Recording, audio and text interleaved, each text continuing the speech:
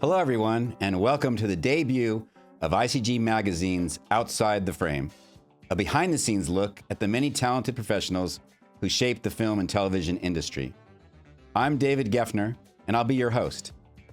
ICG Magazine is the member-driven publication of the International Cinematographers Guild, IATSE Local 600, a labor union that dates back to the dawn of the film industry. Our guests throughout this first season will include award-winning Local 600 camera and publicity teams and their creative partners. In our first episode, we'll visit with Director of Photography Kramer Morgenthau ASC and Director Julius Onah for Marvel's recent theatrical hit, Captain America: Brave New World. So let's get started.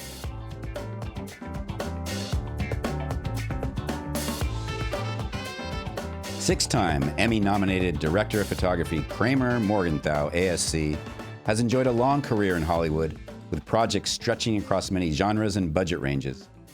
Hailing from a family of public service-minded New Yorkers, it's no surprise Kramer began his filmmaking life in the nonfiction world.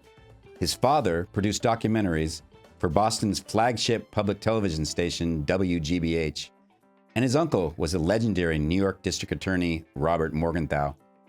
Kramer's career includes Oscar-nominated documentaries, Sundance indie feature premieres, and the hit HBO shows Boardwalk Empire and Game of Thrones. In 2012, Kramer stepped into the Marvel Cinematic Universe to shoot Thor: The Dark World for Emmy-winning TV director Alan Taylor. Now, 10 years later, he returns to the MCU with Captain America: Brave New World. Released by Walt Disney Studios, Brave New World is among the top 5 highest-grossing films of 2025. One of its strengths is how grounded it is in old-fashioned storytelling. Not an easy task in an MCU that has become increasingly otherworldly. Some of that goes to the indie filmmaking backgrounds of Kramer and the film's director, Julius Onah, who will be joining us shortly. Together, they were determined to keep the journey of these larger-than-life, yet still very human characters front and center. Joining us now is Kramer Morgenthau, ASC. Kramer, welcome to the very first episode of ICG Magazine's podcast, Outside the Frame. We're thrilled you're able to kick off what we know will be an incredibly insightful multimedia journey through the film and TV industry. So before we dive into the MCU and the stunning visuals, I think, of Captain America: Brave New World, I want to hear about your path into filmmaking. You come from a family filled with public servants. Why cinematography? I think that, when you come from such a background of people that were so impressive and did such do-gooders and really have done impressive things, and sometimes you need to find your own voice. And I struggled for a long time. Not everybody can, do what my grandfather did and my great-grandfather did. And, you have to find what speaks to you as a person and what speaks to your strengths. And I luckily stumbled upon cinema and cinematography. And it was, something that spoke to me, and I found I had a great passion to do that. And initially there was sort of a crossover in that I was working on documentaries, so there was sort of a bit of a kind of social justice aspect to what I was interested in filming. But Right. I was interested in the visual arts, spoke to my strengths. I want to take you back to sort of, the beginning of your career. We would say the late 1990s, as you mentioned, about documentaries, and a film called The Big Brass Ring. It's the second of 4 films you shot for director George Hickenlooper. Did you ever, in your kind of wildest kid with a camera dreams, imagine that you'd be shooting a movie written by Orson Welles, and a movie that actually Orson Welles originally wanted to make and star in himself? Absolutely not. It was definitely big shoes to fill. And again, that film also, coincidentally did sort of cross over with my, interest in politics and the story, has a sort of political thriller edge to it, which is kind of a passion of mine. I am attracted to those kind of stories, and Right. even Captain America 4 that I just completed is a bit of a political thriller. But yeah, I never imagined I'd be working, you know, um, in the world of Orson Welles, and the very first film that made me want to work in film was Citizen Kane. So I remember stumbling into that movie in a history of film class that I took in school at the University of Rochester. I want to touch a little bit more on this idea of how your documentary background, your nonfiction background, has influenced your entire career, and also I'd say even the way you maybe approach your approach to lighting and your approach to sort of an organic, naturalistic feel to many of your films. Can you talk a little bit more about the influence of nonfiction in your narrative work? Shooting documentaries was a huge influence on my narrative work. It taught me how to use a camera intuitively Mm-hmm. in verite situations, and how to tell a story with a camera in a room, with one camera, how to follow dialogue, how to intuitively move with people, how to use natural light, um, what you can, um, what works and what doesn't work in terms of, just what's available to you, and working with a very small crew or no crew at all, and lighting things yourself. It taught me how to intuitively light and move a camera, and it was my introduction to the language of cinema. Alan Taylor is another director besides George that you had a long partnership with, and we did a story on the Many Saints of Newark a few years back in the magazine. And in that story, Alan was quoted as saying he had given you the nickname the Lord of Light, and it's a fun nickname. It's a cute nickname, but it does go back, I think, to you guys working together on Game of Thrones. But beyond that, I think it does go to say something deeper about your craft and your approach to cinematography, because you come from a generation of DPs that learned to light on film with a meter, not digitally.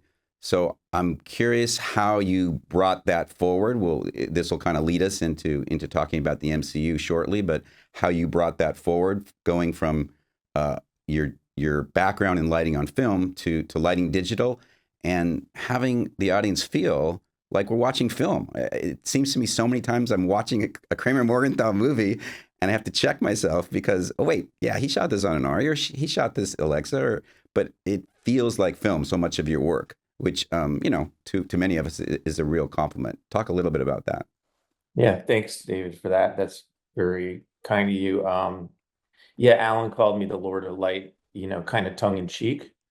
But it was also a term of affection, and I definitely learned to light photochemically, and or for photochemical capture anyway, and that still informs the way I light today in terms of the ratios that I use, and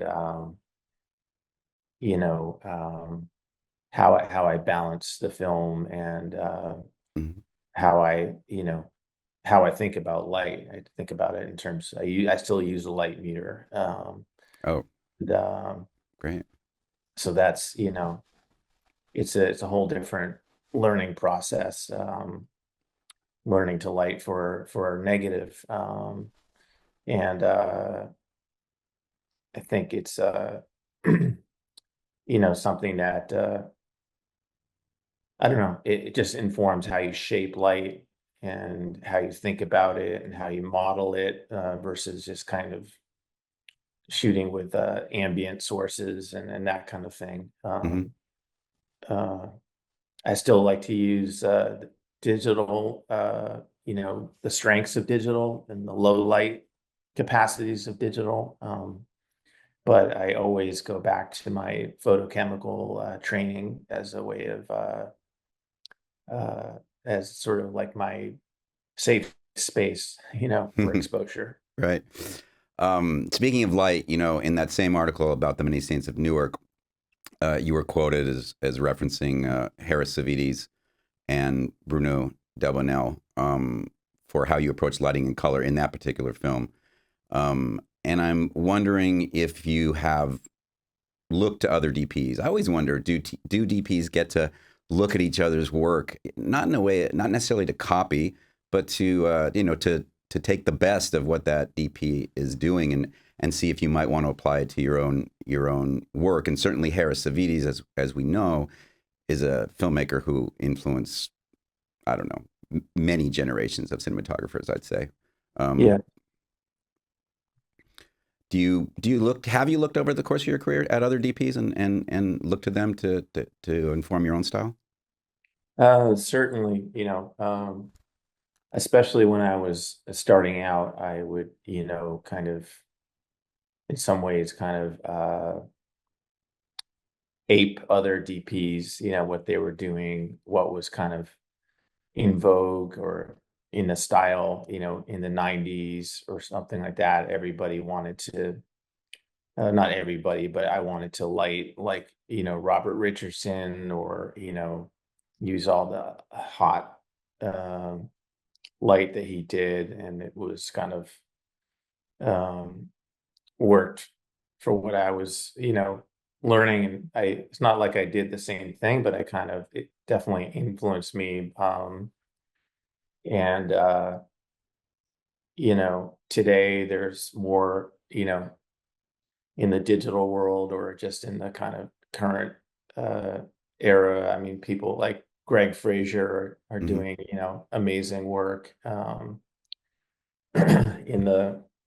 the world of digital sensors and using video walls and that kind of thing. So it evolves.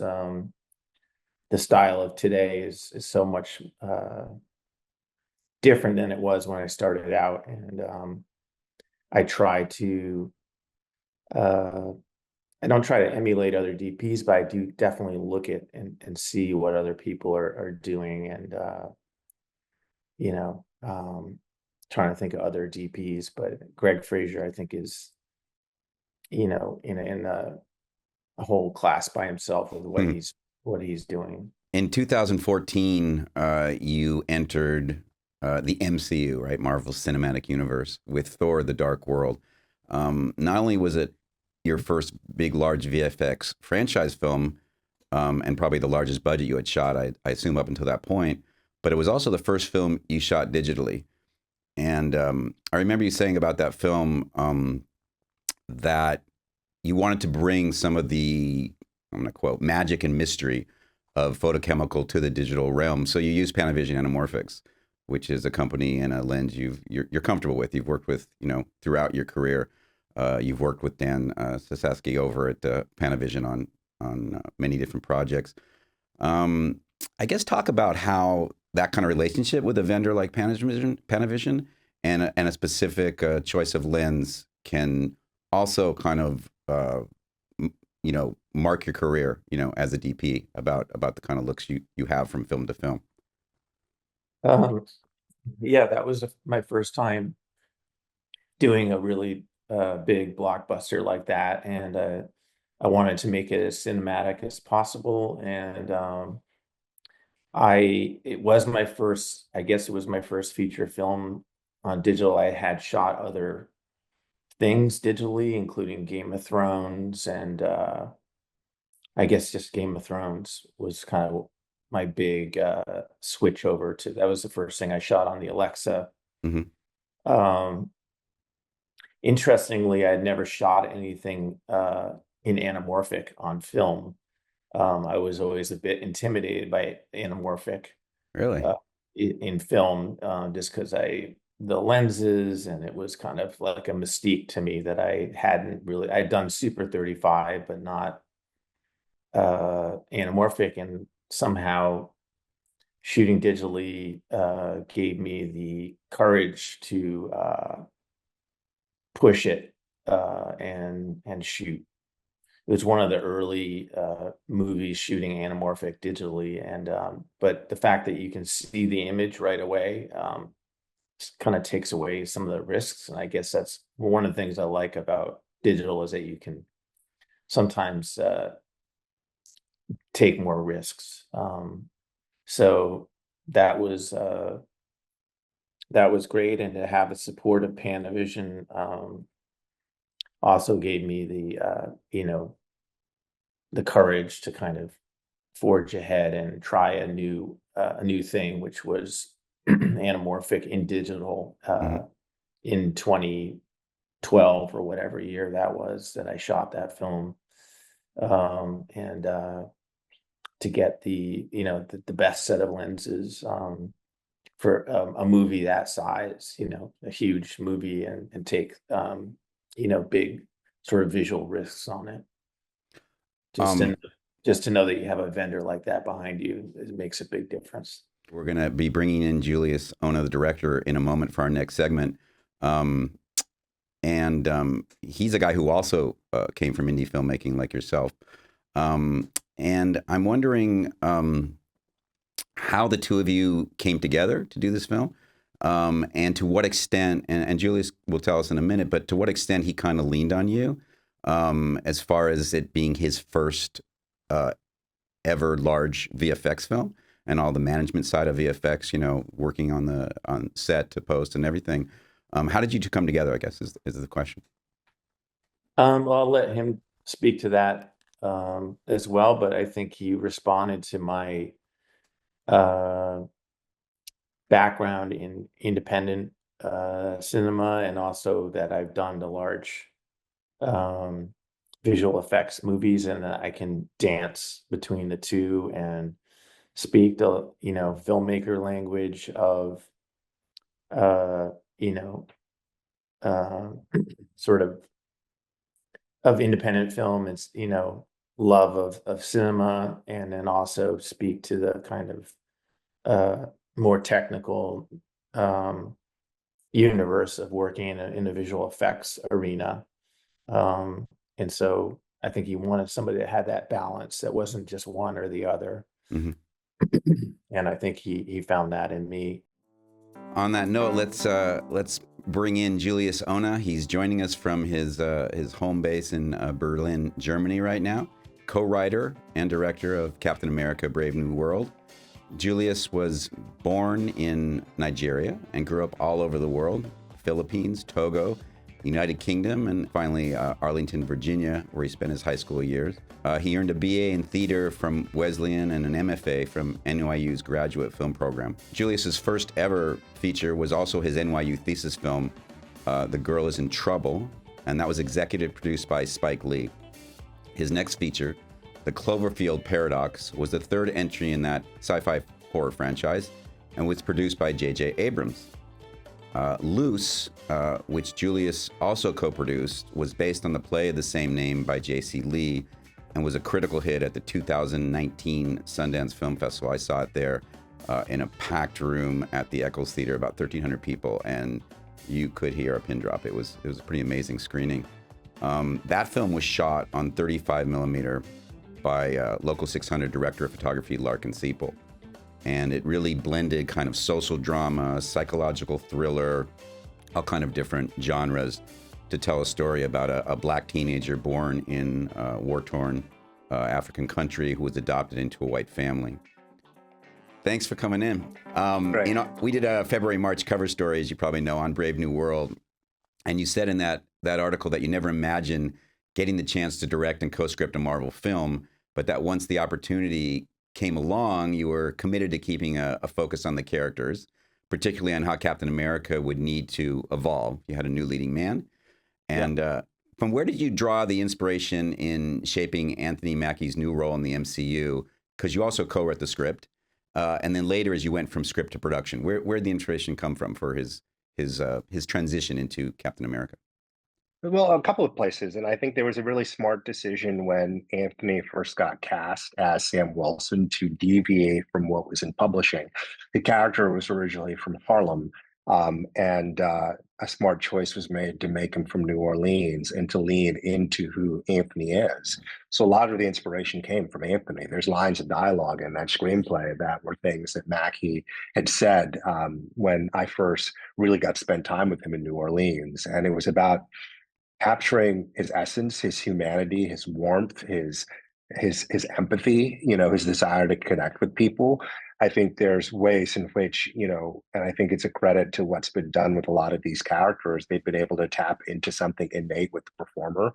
You saw that quite a great deal with, Iron Man and Tony Stark and Robert Downey, the character and the man are pretty much inseparable on some levels. For sure. And there's a version of that with Chris Evans as Steve Rogers, and there's a version of that with Anthony Mackie as Sam Wilson. So that was really fun to tap into. And then just sort of thinking about what the next evolution of who a Captain America could be when you think about somebody who was not born or a product of World War II and that era of America, who doesn't have a super serum to enhance him. In many ways, he's a normal human being who's driven by a set of values. So then how do those set of values really shape him in a way that I think becomes different from Steve when you can't assert those values with superpowers? Yeah, yeah, definitely. And we'll get to that. That goes a lot to the look of the film with Kramer as well. But before we talk about that, Kramer had just mentioned before you came on, and also in the article, that one of the reasons you wanted to connect with him was his this balance. That he had done a lot of Indian docs, and he had done Thor and some very big VFX projects. Was there something specific? Was there a specific film maybe in Kramer's bio that said this is the guy that needs to help me make this transition to a really big budget and a really big VFX film? Yeah, his work on Fahrenheit, I just thought was so exceptional that he'd done on HBO, and it was textured and beautiful. And I'm pretty tough on stuff that is shot electronically, and this was a case where it was something that was shot that had a real sort of density and weight to the images. So that was something that was really reassuring to me. The funny other thing that I don't think I ever quite mentioned this to Kramer, but there's a scene in the Thor movie he shot that I remember seeing that in theaters that jumped out to me. And it's just Hemdahl and Thor talking. And sometimes for me, some of the most exciting scenes in a movie can just be two characters talking, and the way it's framed and lit, the conversation that's being had between Idris Elba and Chris Hemsworth in that scene, it sort of stripped away a lot of the inherent artifice when you're making a superhero movie, Mm. and it was literally two people talking in a way that I believed, that was just so exciting to watch. So it's a combination of those two things. You want to believe these characters no matter how outlandish the scenario or the scene might be, or at some levels how ridiculous they might be dressed when when you actually take a moment and think about it. So it was those two things, and it's not often you get to see that happen in movies of this scale and scope, and that have an element of fantasy to them. Kramer, Julius had some specific films in mind. In our article, he cited them as far as kind of what the look for Brave New World was going to be. Can you talk about that? I think most important to Julius in terms of look was that we achieved, as close to a photochemical look as possible. And we did a lot of research and color science exploration around getting, the digital image to look as filmic as possible. And I think, we were pretty successful with that. And two films that we looked at that were, really that Julius brought to the forefront were Killing of a Sacred Deer and The Great Beauty, and both for the composition, and then also in terms of making the lighting more uh, modeled and kind of specific, as opposed to kind of a more digital approach, which sometimes just uses ambient lighting versus more sort of shaped, Mhm. you know, cinematic, filmic type lighting, which is, has a voice to it more than just sort of capturing what's there. Julius, you So want to hit on that, on the inspiration, the influences? Yeah, I mean, those two were big, and Kramer started calling it the killing of a sacred beauty. Sorry, the killing of a sacred deer, which I really, really enjoyed.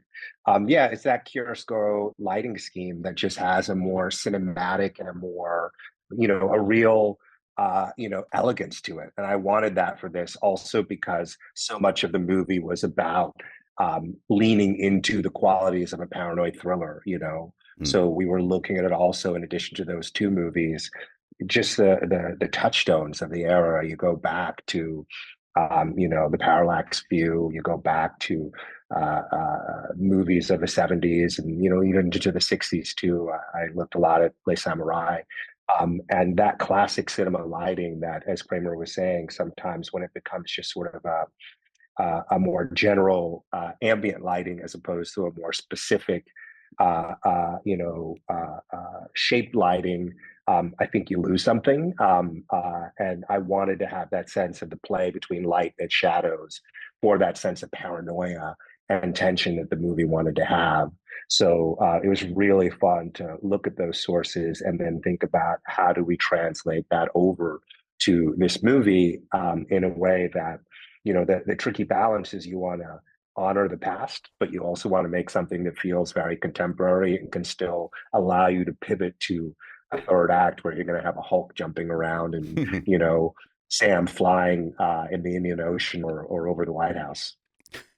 You described yourself, Julius, as a quote preparation junkie in our article, and that meant you used the entire pre-pro tool set. So we got Previs, we got storyboards, now we have stunt viz. You used them all in this film.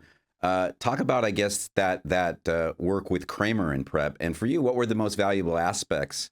Once you got on set, once the clock's ticking and money's burning, and how did all that prep really benefit you once you had to start shooting?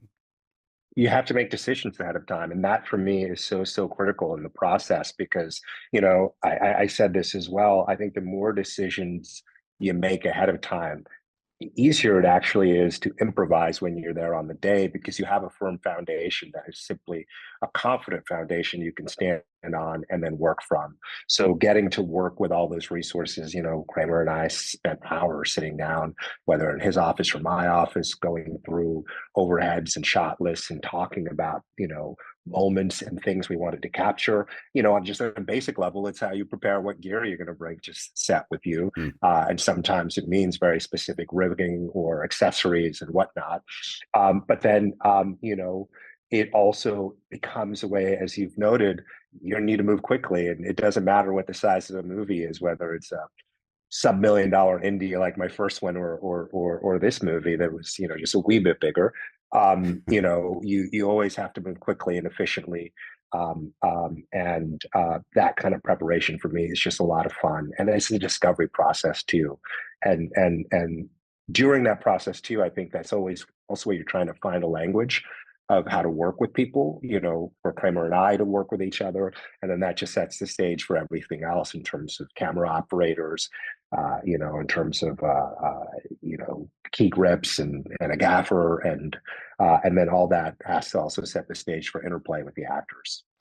Yeah, Kramer, what's your feeling about Previs? A lot of DPs on these big VFX movies, they go with it, they use it, and then they get on the day and they're like, honestly, it's still going to change a lot. This is a question for both of you. How valuable is that, all that previs work, once you get on the set and have to conceive this massive, a person the president turning into the Hulk and then destroying Washington, D.C.? I mean, how beneficial ultimately is that? And does it allow for you to have, the happy accidents, the unexpected surprises? I think Previs is extremely helpful, for especially for a sequence, a huge sequence like that where the president is turning into a Hulk, or I mean, you can't just walk in on the day and imagine, what that's going to be, and make it up as you go along. It's impossible, or if it is possible, it'll take you forever, and you'll make mistakes. You have to kind of pre-visualize it some way or another, whether it's in a computer or it's on the back of a napkin. You got to figure out what you're doing. And so I don't find Previs at all restricting. I find it a helpful tool. And especially if you're involved in the way it's created, then it's a huge asset, and it's a luxury, actually. So it's to have a team of people that are building this basically animated version of what you're going to be doing. Of course, on the day, is there room for discovering things? There still is.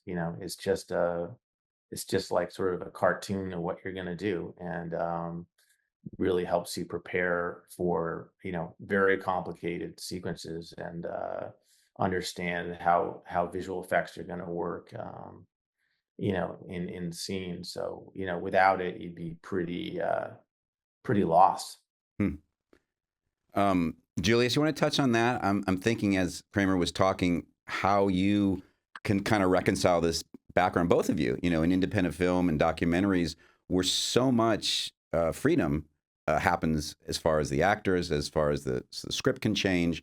Do you get that kind of creative freedom on a movie like Brave New World, or did you experience it? Any examples of it? Well, let's talk first of all about what you just highlighted on, which is the use of previs. It's not the case that a bunch of people just go off, previs a sequence, and then hand it over to you, right?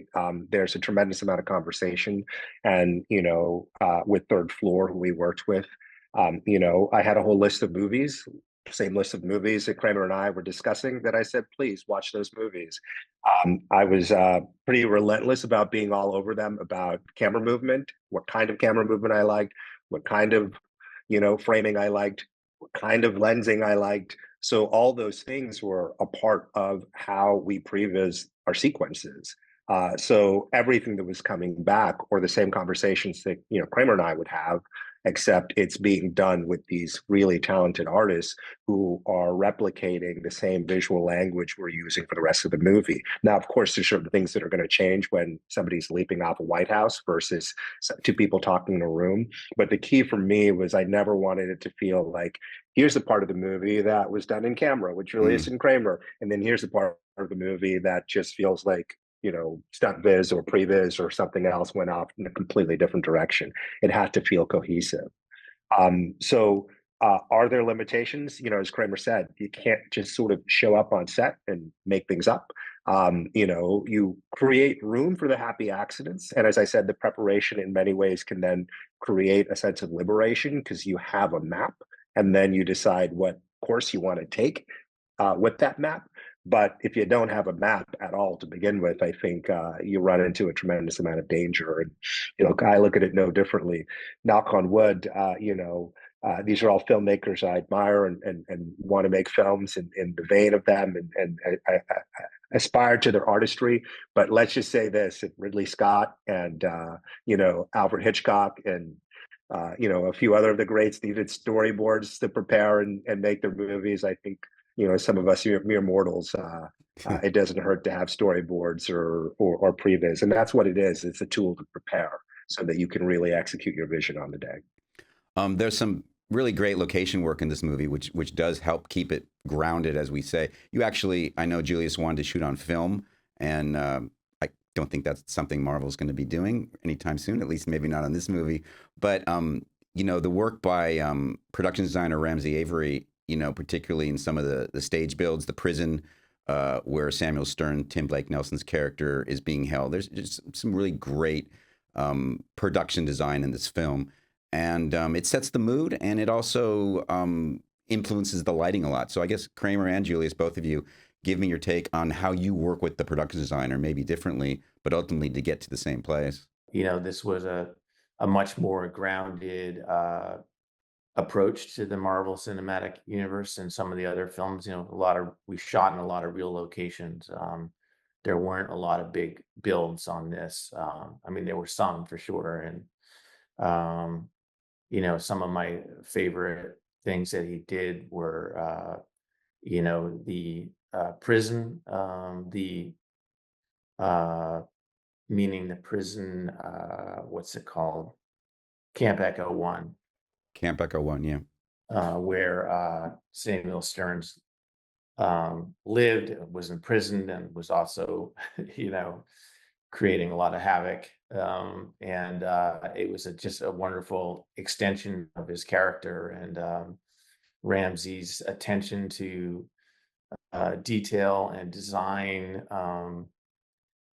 is just unparalleled, and his the brutalist approaches to the bunkers and the White House, the opening speech sequence with these sandwiches of glass and layers of reflections, saying so much about the complexity of the president's character, Ross's character. It's just really an amazing marriage of design and storytelling and visual art.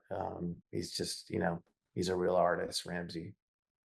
Julius, what about you? How did you work directly with Ramsay on this film?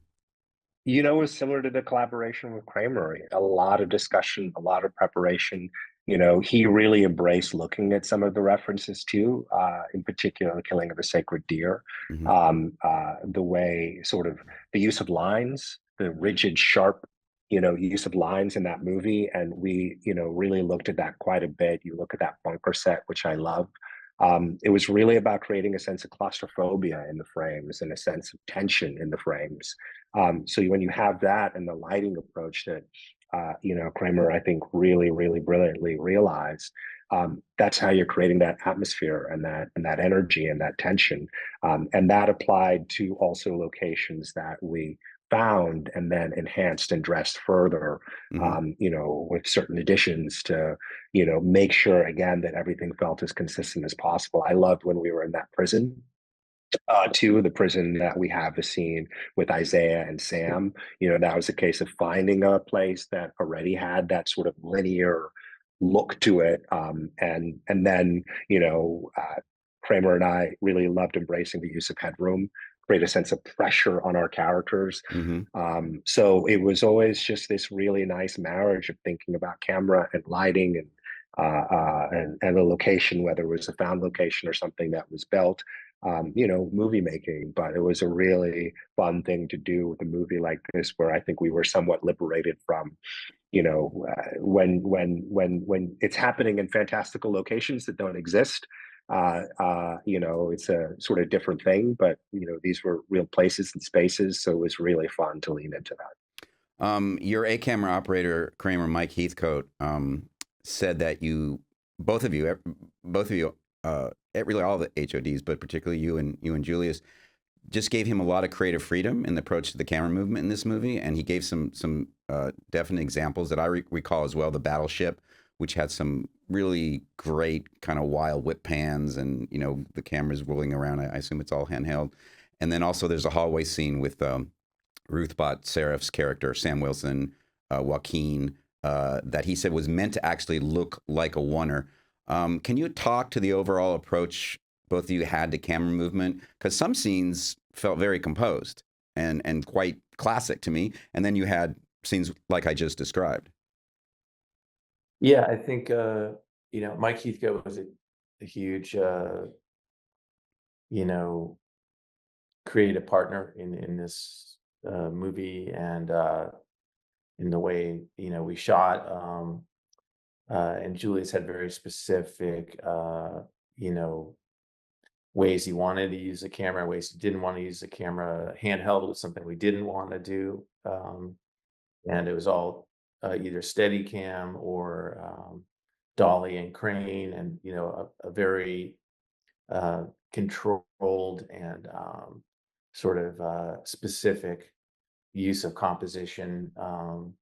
And so there was definitely freedom within that, but it was a language that we all talked about, that we wanted to use, that Julius wanted to use to kind of create sort of a controlled world and build the paranoia of these characters, and then also to shoot the action in not handheld, but to have a more specificity to the way the camera was used. Julius, you want to touch on that too?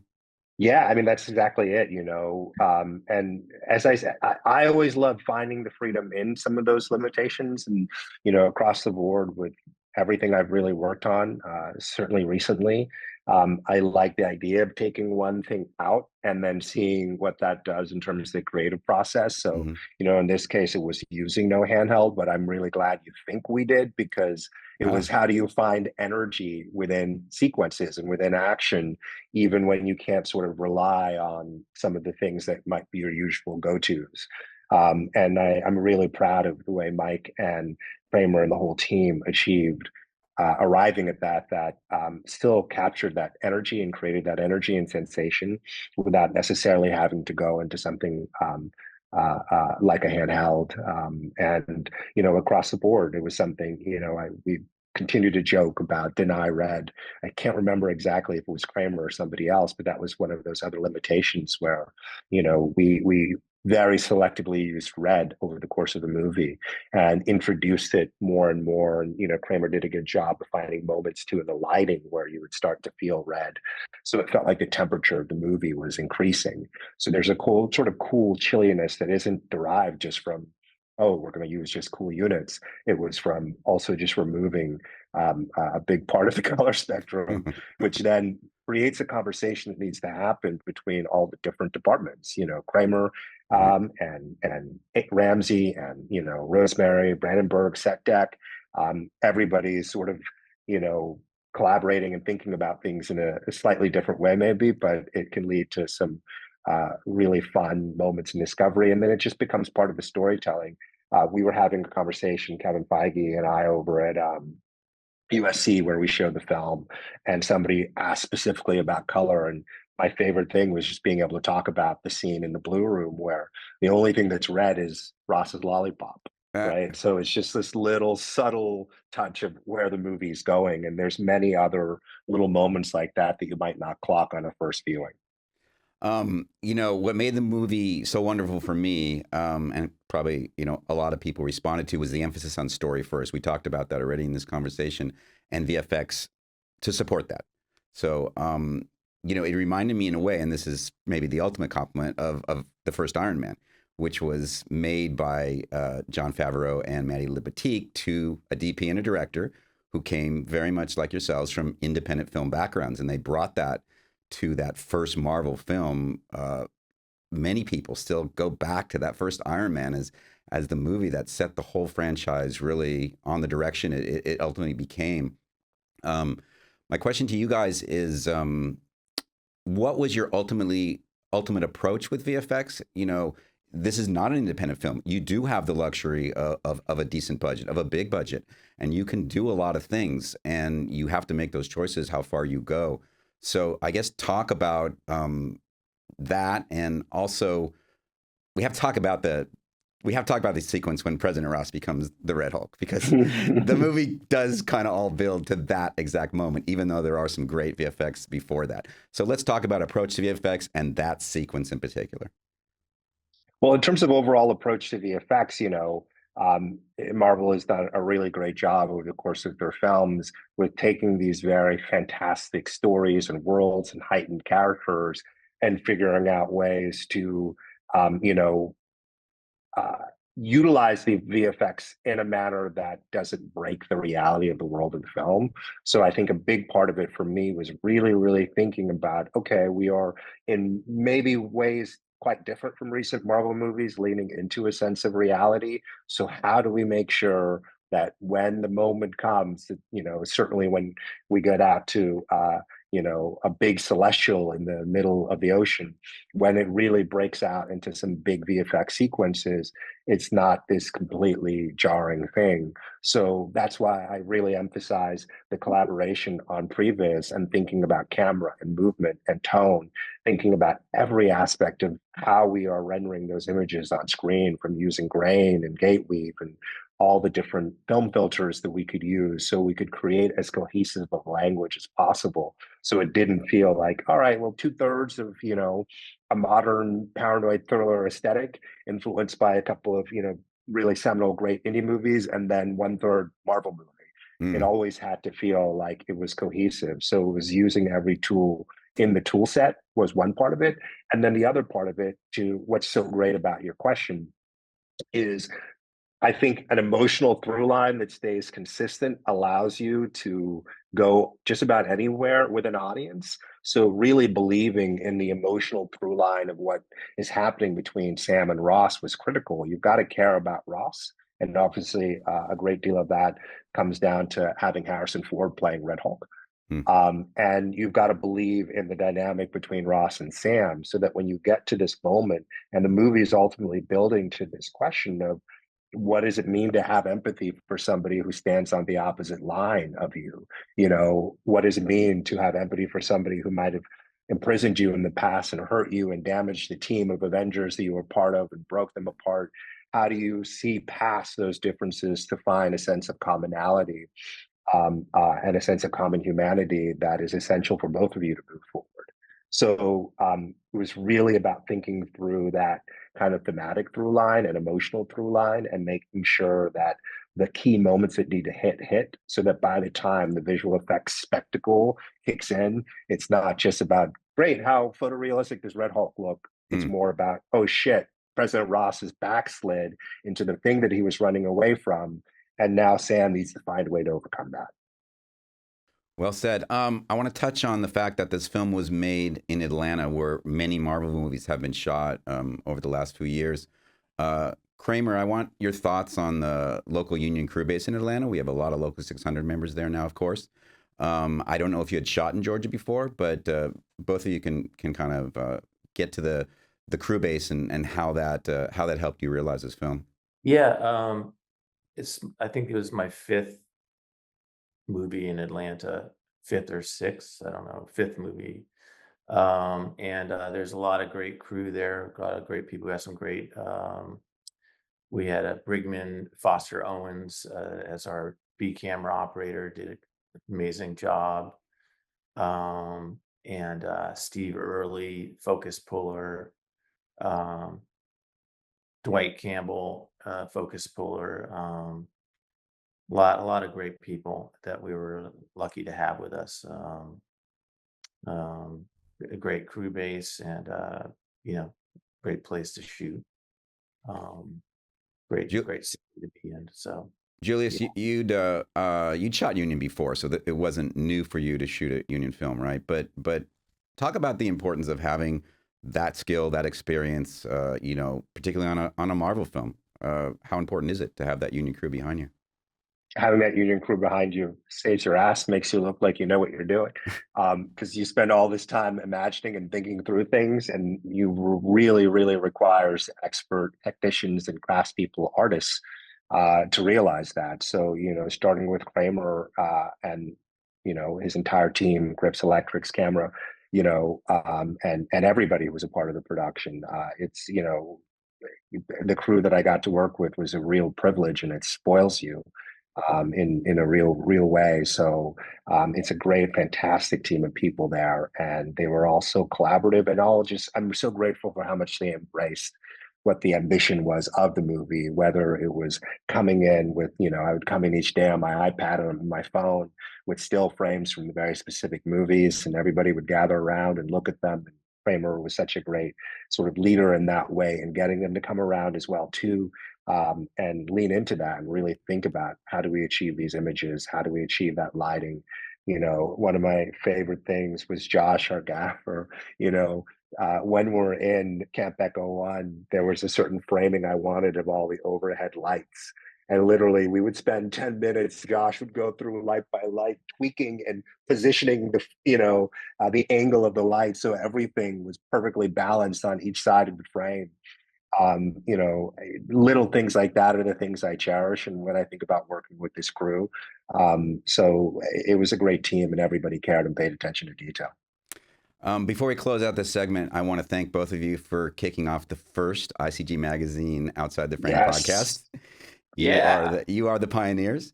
It's been fun and for sure enlightening to pull back the curtain on what I think is one of the best franchises in the MCU. A lot of people will agree with me, Captain America.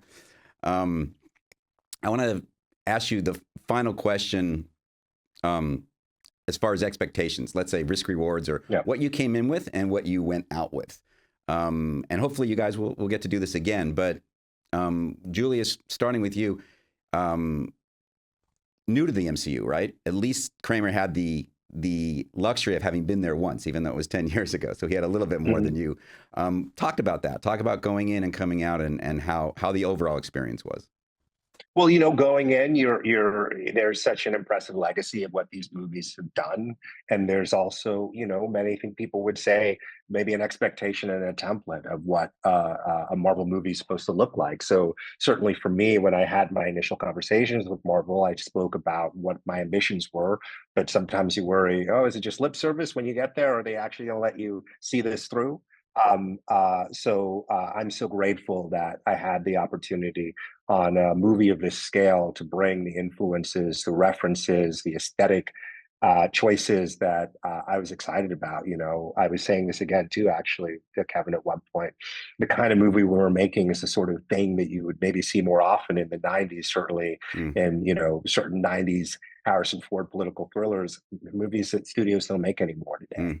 And those are some of the things that I loved the most as a kid growing up, falling in love with movies. So to get the chance to make something like that on this scale, and the fact that they stuck to their word and allowing Kramer and I and Ramsay and the entire team to see that through was really awesome. So I'm super grateful for it.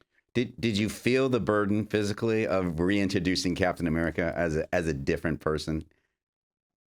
Of course it's a challenge. Of course it's a challenge, because Steve Rogers is somebody who is so beloved. And I think what Chris Evans has done is something that's so beloved. But as much as it was a burden, it was an opportunity. But the thing that gave me the ultimate confidence is Mr. Anthony Mackie. I knew we had somebody who was so prepared and had been playing this role for 10 years and had really excelled. And there's a reason he got that mantle, and there's a reason Anthony was elevated to lead this movie.